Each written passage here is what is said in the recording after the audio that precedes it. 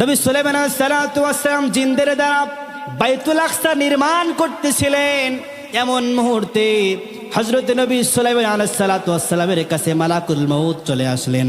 আসার পরে বলতেছেন, ওগো আল্লাহর নবী সুলাইমান, আল্লাহ তাআলার ফরমান চলে এসেছে, এখনই আপনার জানটাকে কবজ করা লাগবে।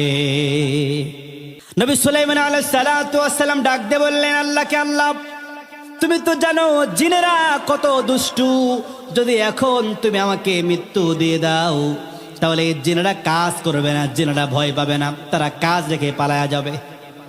আমার আল্লাহ রাব্বুল আলামিন ডাক দিয়ে বললেন, ও নবী সুলাইমান শোনো, তুমি যে আশঙ্কা করতেছো আমি তোমাকে গ্যারান্টি দিচ্ছি তুমি ইন্তেকালের পর কাজটা হয়ে যাবে।